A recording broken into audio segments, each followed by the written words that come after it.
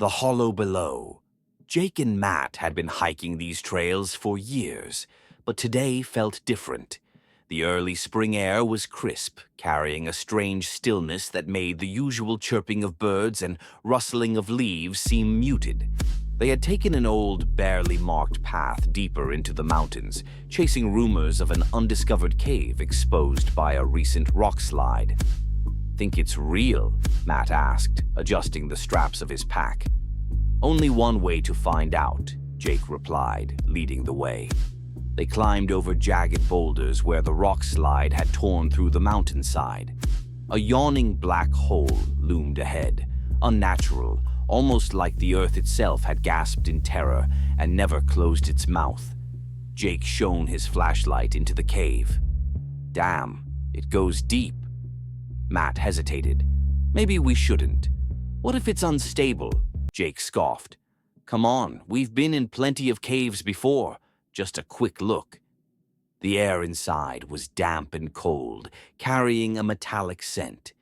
Their boots crunched over loose stone as they stepped deeper.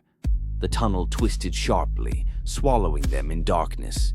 Their flashlights danced over the walls, revealing odd markings carved into the rock, spirals and jagged shapes that made no sense. "Who the hell put these here?" Matt whispered. "I don't know. Old settlers, maybe?" Jake traced his fingers over the symbols, feeling an unnatural smoothness. Then came the whispering. Faint, indistinct. Words lost in echoes. Matt stiffened. "Did you hear that?"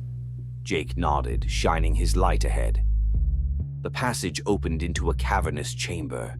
Stalagmites jutted up from the floor like jagged teeth, and in the center a massive pile of bones lay tangled together, human and animal alike, brittle and ancient. "Oh, hell no," Matt muttered, stepping back. A sound, wet, dragging, emerged from the tunnel behind them. Jake spun around, flashlight beam slicing through the dark. "Nothing. We should leave." "Now," Matt said.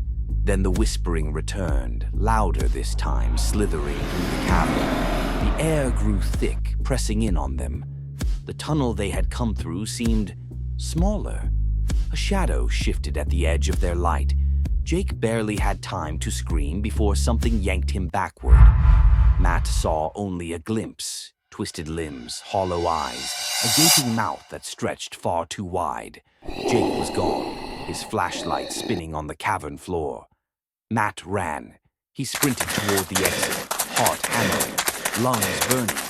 The whispering chased him, voices merging into something wrong, something ancient. A clawed hand grazed his shoulder, ice cold, and then light. He burst out of the cave, tumbling onto the rocks. Silence. The birds chirped again. The wind blew.